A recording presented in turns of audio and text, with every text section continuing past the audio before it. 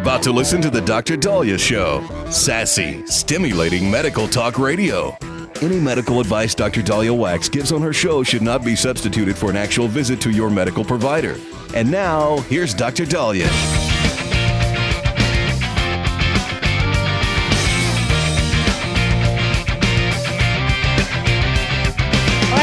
We are back on the Dr. Daliah Show. Thank you all for tuning in. 1-877-DOC-DALI, 1-877-DOCDALI. So there's a story that's been kind of frightening parents that I just want to, talk a little bit about. And there's some teaching points from this case. And it's very, very tragic. But I believe an 8-year-old boy out of Indiana, little Liam Dahlberg, had a headache.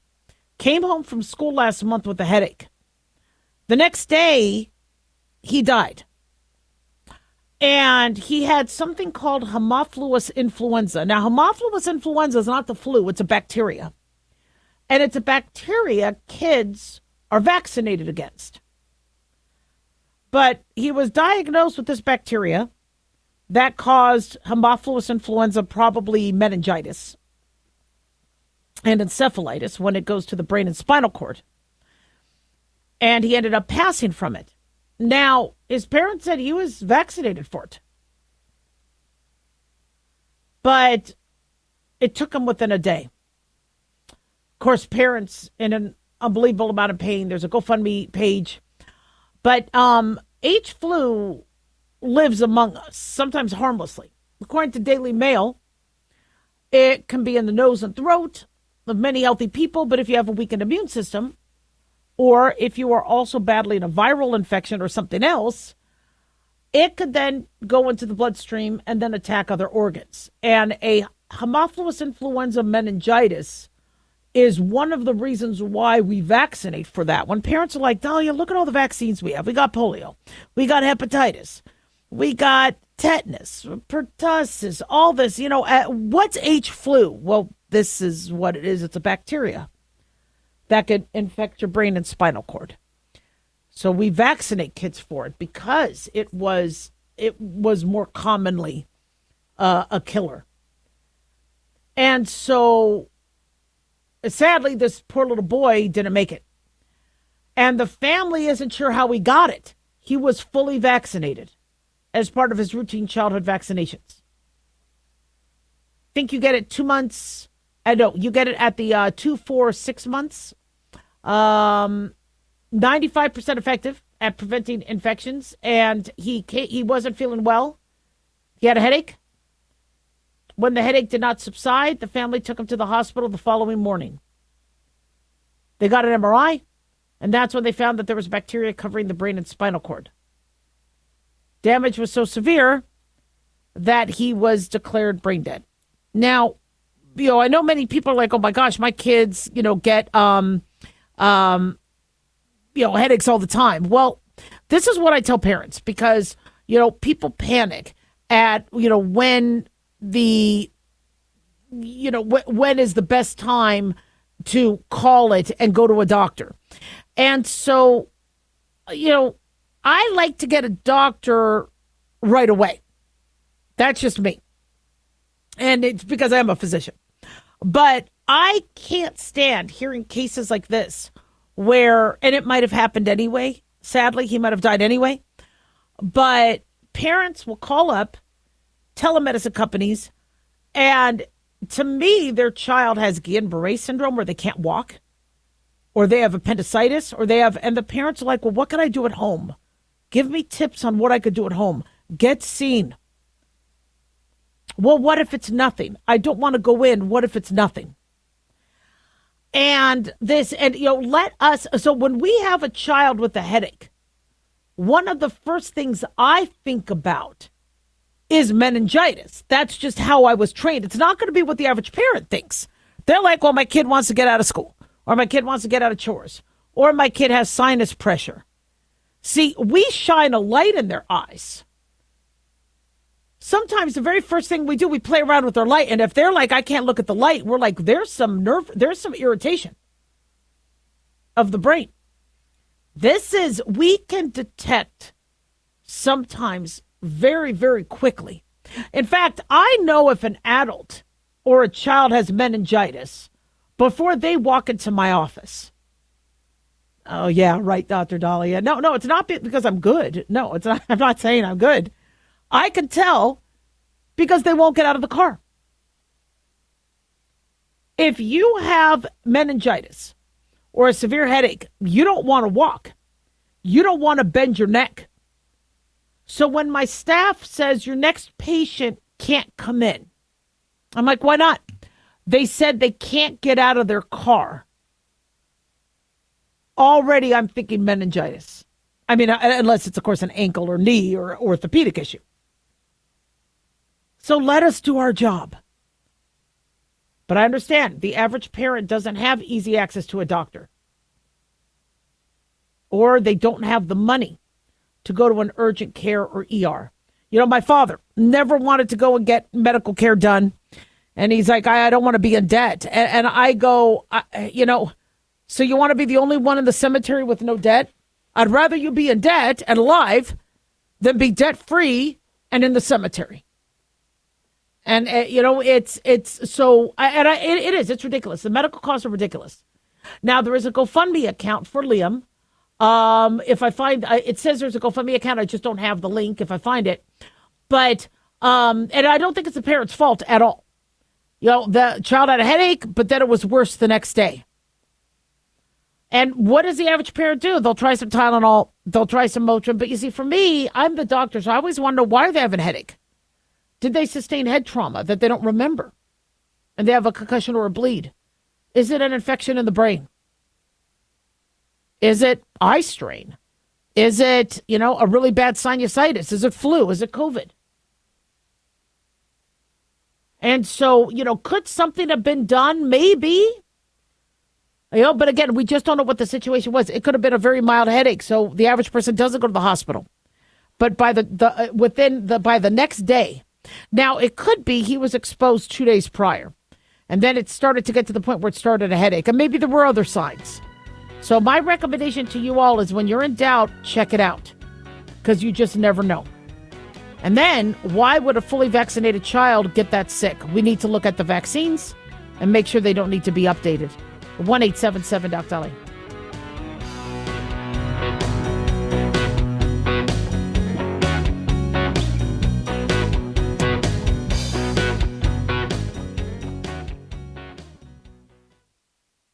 At Hot Shot Secret, we share the science behind common diesel problems and their solutions. For example, diesel fuel cetane levels. in many states, the cetane rating in diesel fuel is 42 to 45. Most diesel engines operate more efficiently with a cetane rating of 48 to 50. One treatment of Hot Shot Secret Diesel Extreme will raise your cetane 7 points, increase fuel economy, and improve cold starts. Due to a cleaner burn, there are less hydrocarbons and particulate matter in your exhaust. This reduces the blockage of your diesel particulate filter. Using Diesel Extreme generates 83% less DPF regeneration. The 6-in-1 Diesel Extreme formula also includes the most concentrated detergent on the market, lubricity enhancer, water demulsifier, rust and corrosion inhibitors, and a fuel stabilizer. Hot Shot Secret Diesel Extreme is available nationwide at truck stops, fine farm and auto stores, and online at hotshotsecret.com. Hot Shot Secret, powered by science.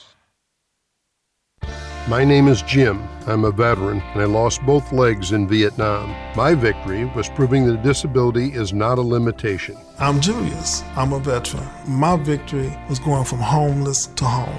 At DAV, we're on a mission, helping veterans of all generations get the benefits they've earned. I'm Cece. My victory was finishing my education. When America's veterans win, we all win. Help us support more victories for veterans. Go to DAV.org. We, the people, are guaranteed 5 freedoms in the First Amendment. Freedom of speech. Freedom of religion. Freedom of the press. Freedom to peaceably assemble. Freedom to petition the government. Only the United States has these 5 freedoms so simply bound together and guaranteed. Think first. Learn more at thinkfirstamendment.org.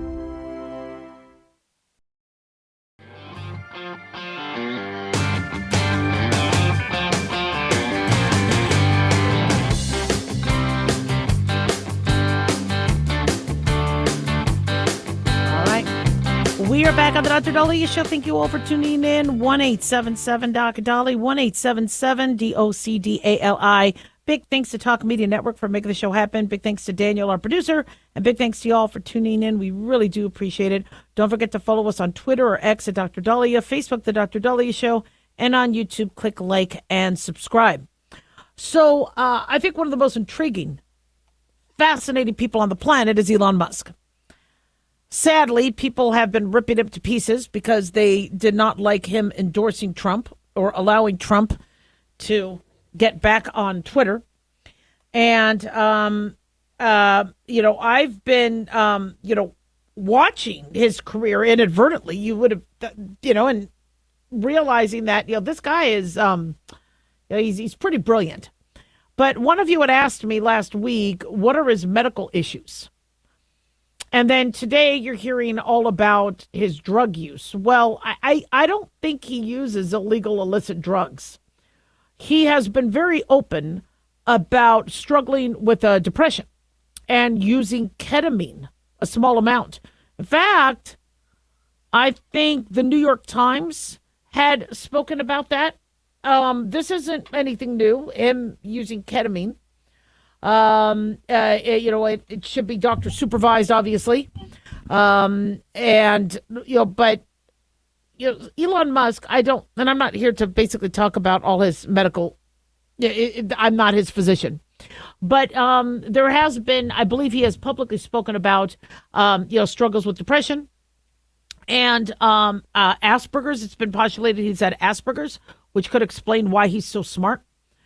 People on the autism spectrum, whether it's mild or more severe, are some of the most intelligent, brilliant people. He's hardworking, very hardworking. I mean, you saw he and Trump working every day. Much different work ethic from what we saw, with the previous administration. Although Karine Jean-Pierre was working her butt off, and because she had a lot to help cover up, and clarify when people were like, where's Biden? What's going on? So some people worked a lot in the Biden administration, but, to be somebody like Elon Musk, it's interesting. People always want to diagnose somebody. They were trying to diagnose Trump with narcissism. Sometimes to have a degree of success, you need to be able to separate things. So for me to get through medical school, one of my biggest fears, and I spoke about that in my medical school interview, is how do I do everything I have to do on a shift when I'm holding a dying person's hand or I'm seeing a child drowned? How do I lock that up, throw away the key, and walk down the hall like nothing happened and do my job with no diminished capacity and still 100% focus? Well, they trained us in medical school to be that way. And my biggest fear is I was a very personable person, very empathetic. I didn't want to lose that. And thank God I didn't. They taught us how to be empathetic and show sympathy, but to also run down the hall and run a code if you had to. Maybe it was the 36-hour shifts. Maybe it was you would get yelled at if you didn't. I mean, I was delivering a baby where there was no time to break down the bed, no time to get her into a room. She was on a gurney. We quickly covered the sheets and the bag. She didn't even break her bag, her water. The bag starts coming out. My attending goes, all right, Daliah, tell me what you got here, because you had to give report. The bag explodes into my face. I mean, it just exploded. I'm spitting out amniotic fluid, which, by the way, tasted like the Pacific Ocean. It's very salty, disgusting. But I'm spitting it out, but I'm also trying to save this baby's life. So I'm delivering a baby while gagging. And she's apologizing. I'm like, don't apologize. Don't apologize. Let's get this baby out. We got the baby out. Baby was fine. Baby was healthy. But that's how we were trained. And so if somebody says, well, gosh, Dr. Daliah, you look like you have hyperactivity or ADD, or you don't look like you focus. I don't give a damn what you want to diagnose me with, because I do a damn good job as it pertains to medicine. I could have a migraine. I could have menstrual cramps. I was in labor for 5 days with my first one, 4.5 with my second. Went back to work 2 weeks after my first baby, 3 days after the other. Went back to work the next day after hysterectomy. I have the ability to separate things and do my job. If you want to give me a psychological diagnosis, I don't care, because I am proud of the job that I do. I'm not hurting anybody. I'm not hurting myself. Do I deal with things? Yeah. My father died. He was in Kansas at the time. It was November 3rd, 2004. So it was right after the Bush election. And November 3rd is my sister's birthday. So I find out from my mom, because she goes, I'm in the hospital right now. Dad died. He's dead. I don't know where to go. I don't know what to do. So while I'm trying to deal with that, within seconds, I'm like, I'm going to fly you. And my younger brother was in high school at the time. We'll get a place for you to live. I'll support you. We'll get you out here. We'll get Dad's body out here. We'll bury him, because they had no money. There was no life insurance, nothing. I go, we'll take care of it. Then I had to call my sister. My sister picks up the phone going, sing it loud, because, it's her birthday. And I'm like, Dad died. Happy birthday. But Dad died. This is all I know. I got to call the whole family. So then I'm trying to call the family, and then my aunt just starts yelling at me because I'm trying to get off the phone. She's like, don't you dare get off the phone with me. I'm like, I got to let other people know. And I had to get to work. I had to drop the kids off at daycare. And I did. So I go to work, and I remember one of my patients, Richard, comes in, and I go, look, I hope I don't seem off today, but in case I do, I just want you to know what happened. My dad died. But I can't really do anything because he's in Kansas right now, the body. And everybody needs to be taken care of. He goes, well, I could reschedule if you need. I go, if you want to reschedule, we can. But right now, if you need a refill of your medicines or whatever we were doing, I'm fine. I just want to let you know and be aware. And I saw patients that day. And so, months later, I remember finding myself cry about missing my dad.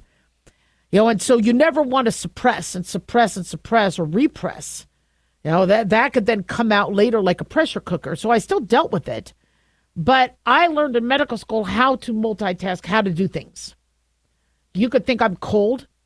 You could have thought that I was unempathetic or sympathetic that my dad died. You could think that I was cruel, in that, I wasn't sitting there holding my aunt's hand. But I'm sorry, I had a job to do. And I got that job done. And it was my job to hold that family together, plus pay for everything. You think I'm going to take a day off when I have to pay for an expensive funeral and flying everybody? There was just no. And by the way, for me, that helped me cope. So when you see Elon Musk, he's got a lot of kids and baby mamas. He sometimes does things that, kind of make you scratch your head, like, the whole chainsaw thing on the stage. You got to look at what the guy accomplishes. And you have to look at if he's doing it ethically, legally, and he is. And, he had the guts to take on a whole entire government entity and the waste, fraud, and abuse. So Trump, I know media is saying they are falling out. No. Whether they did or not, we always knew that Elon Musk had to go back to his businesses. And so, when you have alphas, intelligent people, those with Asperger might not have all the social nuances like, oh, you look great, or, oh, that's so funny, when it's not, because they're honest and smart. There might be criticism of, but,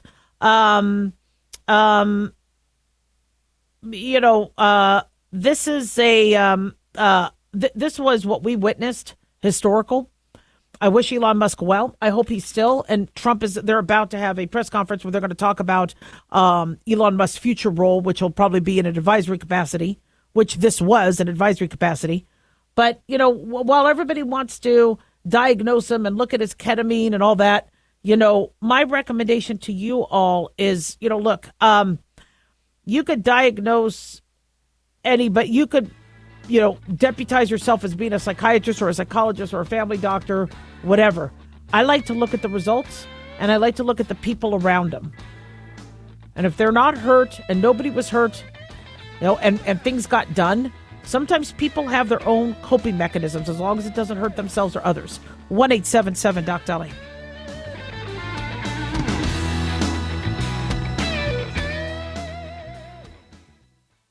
Dr. Daliah here. Are you tired, burned out, gaining weight, succumbing to the daily pressures of life? Well, how's your dopamine doing? How you feel right now, how you'll feel an hour from now, and how you'll feel next week is completely reliant on your dopamine.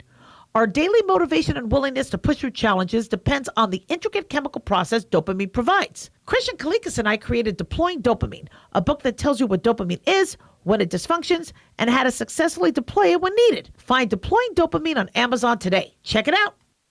At Hotshot Secret, we share the science behind common diesel problems and their solutions. For example, Hotshot Secret Stiction Eliminator. Stiction, that sticky friction, undermines the performance of diesel engines. Third-party ASTM testing verifies that Stiction Eliminator removes 2 times as much stiction than any alternative on the retail shelf. Stiction Eliminator is formulated to be left in the engine oil. It works as you drive. Available at truck stops, Tractor Supply, O'Reilly's Auto Parts, and online at HotShotSecret.com. Hotshot Secret.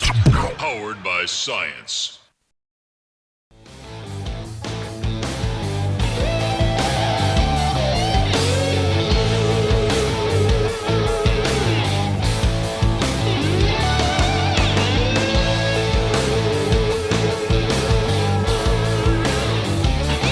All right. We are back on the Dr. Daliah Show. Thank you all for tuning in. 1-877-DOC-DALI, 1-877-DOC-DALI. So since the COVID pandemic, researchers are finding a huge spike in heart attacks and at-home cardiac deaths, where people have a heart attack at home and die. This is something that we predicted would happen, whether it was from the COVID virus, whether it could be a reaction from the COVID vaccine, or whether it's because people don't go to the doctor anymore and they use telemedicine and they aren't necessarily going in and getting examined. But this is serious and it's frightening. So Medical Express is reporting that at-home heart attacks and cardiac deaths have been on the rise since the COVID-19 pandemic. Even though heart attacks have always been the leading cause of death globally, they're going up. Massachusetts General Brigham Hospital researchers evaluated whether these cardiac trends reflect a true change in the event rates or if they reflect that more people are dying at home rather than in hospitals. The reason why this came up is some people were reporting fewer hospital-related cardiac deaths. Well, if you never make it to the hospital because you die in your sleep or you die at home, the hospital's not going to register it. If somebody is found dead, then authorities send you, I believe, straight to the coroner. So the findings highlight potential shortcomings in cardiac care during and in the years following the height of the pandemic. The study was published in JAMA Network Open, the Journal of American Medical Association. They said lots of reports have shown that there have been fewer heart attacks in hospitals since 2020. But the author, Dr. Jason Wasfy, Director of Outcomes Research at Massachusetts General Hospital Cardiology Division, says something is missing. They said, we now show that if you count for deaths at home, cardiac deaths are going up and have stayed up for years. Today, there are a lot more people having cardiac deaths at home, which also raises the concern that people with heart disease have not been getting the care they need since the pandemic. This is something that I have said for years. So looking at the data, they used death certificate data from 127,700 people who died in Massachusetts. They found cardiac deaths exceeded anticipated levels between 2020 and 2023. They looked at data from 2014 to 2019, and the team set up an expected cardiac death rate based on the population. On the rise, they said cardiac deaths were 16% higher than expected in 2020, 17% higher in 21 and 22, and then 6% higher in 2023. Now, there were lower cardiac-related hospital admissions, meaning this was very significant in terms of the numbers going up and in terms of people dying at home. So I have been sounding the alarm on this. I'm very grateful that we have telemedicine companies out there offering care to people on Christmas, nighttime, weekends. I've worked probably every single day since 2019. People need help. People need advice. But what I don't understand is how many of these individuals are only using telemedicine as their doctor. They're not going in and getting an exam. They're calling up saying, I need a refill of my blood pressure medicine. And I'm like, well, how's your circulation? How's your heart? Any murmurs? Oh, yeah, I'm fine. I went to a grocery store and I stuck my arm in the thing and I was 120 over 80. Well, 120 over 80 is still kind of high, okay? We want you under 120 over 80, not too much under. And you need an exam. So risk factors for heart disease are high blood pressure, diabetes, high cholesterol. If there's a family history of heart disease, if you're a male over 40, female over 50, they changed it to male over 45, female over 55, but still, let's just keep it simple. If you're over 40 and you're a dude, get your heart checked. If you're over 50 and you're a woman, get your heart checked. If you smoke, if you drink excessive alcohol, if you're obese, if you have a lot of stress, if you're very short stature, if you yourself have had a previous heart issue, you're at higher risk. Now, I am seeing younger people have high blood pressure, high cholesterol in their 20s. Thank God they're going in, getting seen and getting checked out. But then they're going to telemedicine for the refills. I'm like, who's doing your blood work? Who's examining you? We are training people to not go to the doctor anymore. And how did I pick up a lot of heart disease? I checked everybody's heart. You came in for your cholesterol refill, I'm checking your heart. You came in for your thyroid medicine refill, I checked your heart. Because all these things could check your heart. You have periodontal disease, I'm going to check your heart. You want Viagra, I'm checking your heart. Any sort of erectile dysfunction. If you're having poor blood flow below the waist, you're having poor blood flow above the waist. And so my suspicion for heart disease and my index of suspicion and threshold was very low. And I'm going to assume you have heart disease until proven otherwise. And that's just how I approached it. And we were very, very grateful to not have anybody die on our watch because we made sure everybody who needed to saw a cardiologist. Heart disease is real, and our arteries are clogging. Now, people say, but Dr. Daliah, we're doing better now. We have better interventions. But look at the crap you're eating. I mean, you're eating a lot of fake food. That could be clogging your arteries more.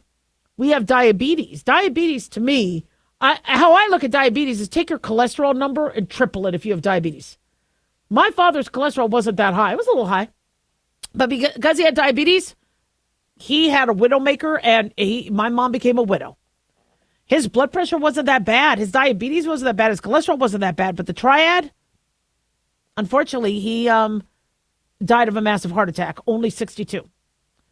So I don't want to depress you, but if we're hearing that at-home cardiac deaths are on the rise, that begs the question, who's watching these people? Who's examining them? Why are they at home dying? Now, somebody could say, yeah, but are they 80 years old? I don't have the ages of them, but my guess is they all weren't in their 80s. Massachusetts General, they do some really, really good research, and so I'm glad they shared this in Medical Express, who was reporting it, I'm sure multiple news outlets. But any of those risk factors, get yourself checked out, and I get it. It's not easy to go to a doctor. My primary care doctor is my gynecologist, and I've had a hysterectomy. I need to get my butt in there, but I need to get a primary care physician. Not easy. The average wait time is months. But then start that month process now. Even if you have to do concierge, or as I said, you're trying to get into a medical provider, go to the universities. Those clinics training medical students are always looking for patients. And don't say, oh, but I don't want a medical student taking care of me. I would give anything for a medical student to take care of me if I didn't have anybody to take care of me. And by the way, the medical students have to be thorough. They have to ask the questions. They have to listen. A lot of you tell me your doctor hasn't even put a stethoscope. on your chest. You barely see your doctor at all, or your nurse practitioner or PA. Yet when you have a medical student, they get in trouble if they don't see you and ask questions and listen. And then they have to report to their attending or their senior officer or their senior resident. And then they have to come in and look at you. So you're getting, 4, sometimes 6 eyes on you.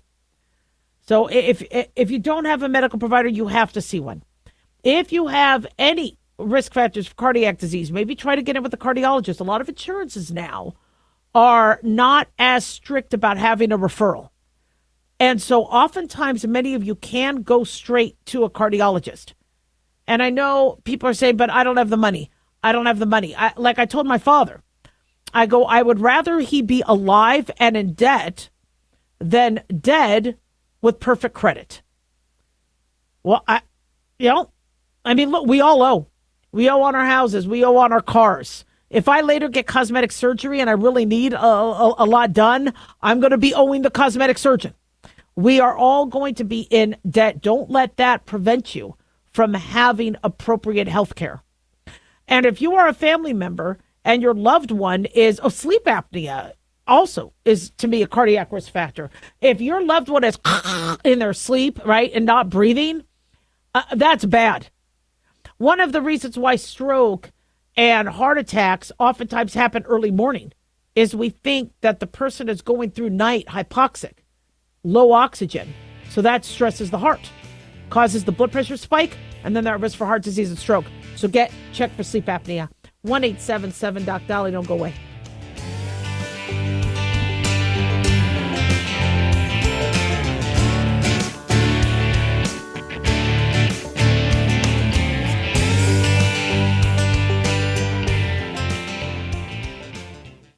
Hi guys, Dr. Daliah here. Addictions can sneak up on us and come in many forms, whether it's drugs, alcohol, sex, video games, porn, or something less obvious such as food, internet, or shopping. Addiction can seem innocent at first and then evolve into an insurmountable evil. In our book, Addiction Basics, Caitlin Kalikas and I dive into the common addictions and provide tips for identifying and preventing these before they sneak in and take over our lives. Addiction Basics can be found on Amazon or my website, drdaliah.com. Check it out. At Hot Shot Secret, we share the science behind common diesel problems. For example, diesel fuel cetane levels. The cetane rating in diesel fuel is 42 to 45. Most diesel engines operate more efficiently with a cetane rating of 48 to 50. One treatment of Hot Shot Secret Diesel Extreme will raise your cetane 7 points, increase fuel economy, and improve cold starts. Hot Shot Secret Diesel Extreme is available nationwide at truck stops, fine farm and auto stores, and online at hotshotsecret.com. Hot Shot Secret, powered by science. At Hot Shot Secret, we share the science behind common diesel problems. For example, product claims without proof. Every trucker on the road has heard product claims about an additive that simply didn't match their experience. Proof is found from third-party testing by a recognized, credible source. That's proof. Hot Shot Secret Stiction Eliminator will improve your performance and fuel economy. For proof, we engaged the Ohio State University Center of Automotive Research to conduct an EPA-certified fuel economy test with Stiction Eliminator on a FedEx truck, a 2006 P500 Freightliner with 247,000 miles. The test showed a 3.6% increase in highway driving fuel economy from Stiction Eliminator, an oil additive. The complete report from OSU is available for download at hotshotsecret.com. That's proof. Hot Shot Secret Stiction Eliminator, available at truck stops, Tractor Supply, O'Reilly's Auto Parts, and online at hotshotsecret.com. Hot Shot Secret, powered by science.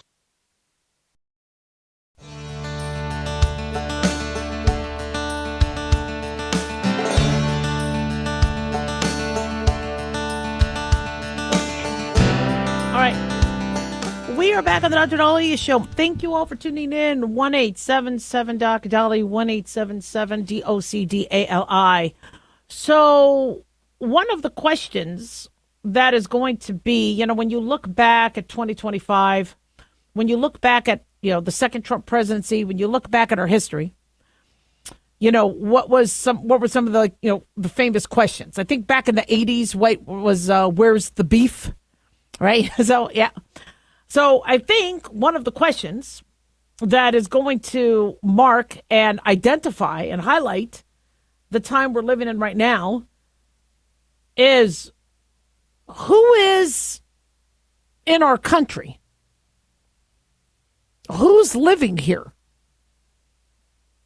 And, apparently there's some report saying that Xi Jinping's daughter, Chinese president's daughter, has been here for a while and is facing calls to be deported. Now, I don't know anything about Xi Jinping's daughter. I think it's Xi Mingzi. She graduated from Harvard. So she didn't go to a Chinese university. His daughter went here. She got a Bachelor of Arts degree in psychology in 2014. So this was during Obama's term. And conservative commentator Laura Loomer, according to Newsweek, said that Xi Jinping's daughter, Xi Mingzi, still lives in Massachusetts as a foreign student. Now, I don't know much about any evidence supporting that, but the New Yorker reported that she did go back to China after graduating from Harvard. But apparently people are saying she still lives there, or maybe she still keeps a residence in America. And so people are asking for her to get deported. Now, that's why, I think that's kind of the question of this year, or maybe administration or decade, is who's here? Who are we either supporting, protecting, giving jobs to, giving school admission priority to? And when Trump got elected for America First,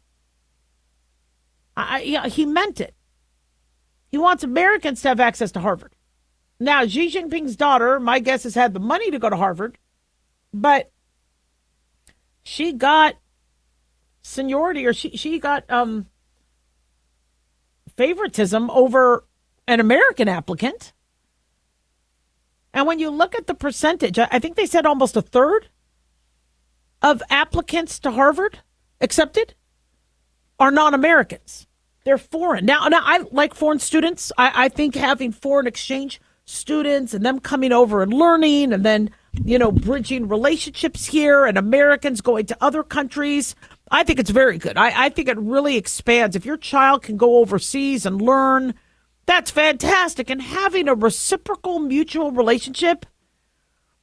But, we Americans, we really struggle to get into the universities we want to, competing with other Americans. But when you're competing with people who have far superior education systems, K through 12, we're going to struggle to get into our own universities. So that's kind of interesting. Now, Newsweek is reporting that Chinese nationals comprise 20% of Harvard's international student enrollment. That's not saying the total enrollment of all international students, but 1 in 5 international students at Harvard are Chinese. Now, again, they come from very good backgrounds. But, that's concerning, especially to American students who want to apply. The Supreme Court gave Trump a win. This week, they did allow Trump to strip the legal protection from immigrants from Cuba, Haiti, Nicaragua, and Venezuela, as Trump and the Health and Homeland Security are trying to deport those who could have criminal pasts. You guys know more about what's going on from, the immigration standpoint, because there's a lot of back and forth with that. But the question still remains, who's here? Now, as a doctor, and I've taken care of people where I have no knowledge what their immigration status was. I was hired by a hospital to work. I was hired by the urgent care. I'm going to take care of whoever's in front of me. And I'm going to try to see as many people to the best of my ability and get as many people taken care of. But the question keeps being asked, who's paying for this? Are we running out of money? When Denver Health had to get millions of dollars infused because they were going to go bankrupt taking care of immigrants who weren't paying or couldn't pay or illegal immigrants or migrants, that somebody does have to look at the situation. They can't go about it like I did, going, you know what, I'm just going to do me and this will all work itself out. It's not working itself out. People aren't getting into college. People aren't getting into medical schools. People aren't getting into the hospital. People aren't getting medications because there's shortages. We do need to reevaluate what's going on and who's here. And then when we come to find out that Stanford published a paper where there were students who were spies from China posing as students and trying to infiltrate and recruit students to spy. I know people go, oh, that's just a conspiracy theory. No, it's happened before. Remember Japan? Before the attack on Pearl Harbor in 1941, they did their research. They used people on the island. Some of them inadvertently didn't know they were answering questions that was going to help an imminent attack. But this is what countries do. The art of spying is as old as the art of war. And we can't be naive to think that we don't have spies infiltrating our universities, infiltrating our hospital system, infiltrating our national security. When we hear that land is getting bought up near our Air Force bases or our nuclear facilities by foreign nationals, that doesn't concern anybody. When we have a balloon that transverses the United States, when it could have been shot down before it entered Alaska airspace, and the Air Force was not given the order to do that, then it goes into Canada. It's flying over tundra, Alaskan tundra, Canadian tundra. Nobody shoots it down until after it goes all the way across America to Myrtle Beach. And we're letting this stuff happen. We're letting foreign entities look at our kids and our teenagers and our young adults on TikTok and learning from them. We are putting ourselves at such vulnerabilities being all electronic. When these hospitals get hacked, and then hospitals like, well, we have to divert, we can't take any patients, we have to move patients. I go, what, don't we have a backup where we could just go to paper and pencil or paper and pen? I mean, I trained where we were writing things down with a pen. We can't go back and do that. And so everybody knows our vulnerabilities, and it's embarrassing. We have to be able to take care of ourselves. And look, I want to take care of others. Being a daughter of immigrants and a first-generation American, I love the fact that we take immigrants and that we can provide a home and allow them a path to citizenship. But that's not what we're doing. It's not what we're doing at all. 1-877-DOC-DALIAH. Don't go away.